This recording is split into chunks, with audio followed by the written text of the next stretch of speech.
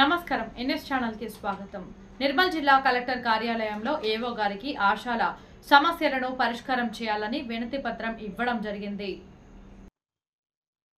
ఈ కార్యక్రమంలో సిఐటియు జిల్లా ప్రధాన కార్యదర్శి బొమ్మన సురేష్ మాట్లాడుతూ తెలంగాణ రాష్ట్రంలో ఆశా వర్కర్లు గిరిజన ప్రాంతంలో గత 33 సంవత్సరాలు, మైదాన ప్రాంతంలో గత 19 సంవత్సరాల నుండి పనిచేస్తున్నారు।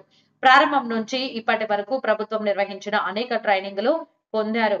రిజిస్టర్ రాయడం, సర్వేలు చేయడం, ఆన్లైన్ పని చేయడం, బీపీ, షుగర్, థైరాయిడ్ తదితర అన్ని రకాల జబ్బులను గుర్తిస్తున్నారు।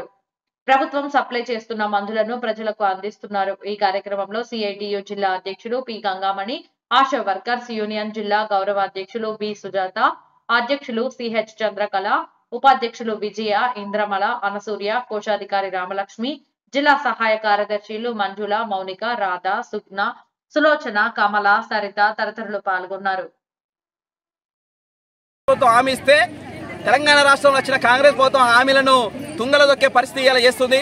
ఇలా ఆశా వర్కర్లకు గత 30 సంవత్సరాల నుంచి డ్యూటీలు చేస్తున్న వాళ్ళకి ఇలా కొత్తగా ఎగ్జామ్ పెట్టే పరిస్థితిలో ఇలా తెలంగాణ కాంగ్రెస్ ప్రభుత్వం ఆలోచన చేస్తుంది। ఆలోచన విరమించుకోవాలి, ఎగ్జామ్ను వెంటనే రద్దు చేయాలి అనేది ఈరోజు సిఐటిగా మేము డిమాండ్ చేస్తున్నాం। అట్లాగే ఆశా వర్కర్లకు కనీస వేతనం 18,000 రూపాయలు ఇచ్చి ఆశా వర్కర్లు అందరినీ పర్మిట్ చేయాలి। ఇప్పటికే ఆశా వర్కర్లు అందరూ ఏఎన్ఎం ట్రైనింగ్ చేస్తున్నారు।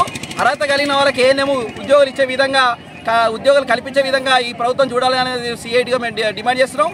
అదేవిధంగా లెప్రెస్ డబ్బులు కానీ, ఎన్నికల డ్యూటీలు, ఎమ్మెల్యే ఎన్నికల డ్యూటీలు కానీ, ఎంపీ ఎన్నికల డ్యూటీలు కానీ ఇలా చేసినా కానీ కొన్ని మండలాల్లో డబ్బులు ఇచ్చారు, కొన్ని మండలాల్లో ఇవ్వలేదు।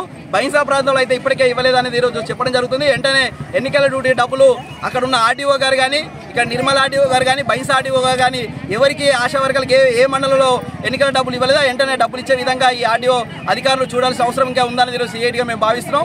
అదేవిధంగా లెప్రెస్ డబ్బులు ఇంకా వెంటనే మంజూరు చేయాలి। ఇన్సూరెన్స్ 50 లక్షలు వెంటనే ఆశా వర్కర్లకు ఇచ్చే విధంగా, అదేవిధంగా రిటైర్మెంట్ బెనిఫిట్స్ కింద 5 లక్షల రూపాయలు ఇచ్చే విధంగా ఇంకా చూడాల్సిన అవసరం అనేది ఈ తెలంగాణ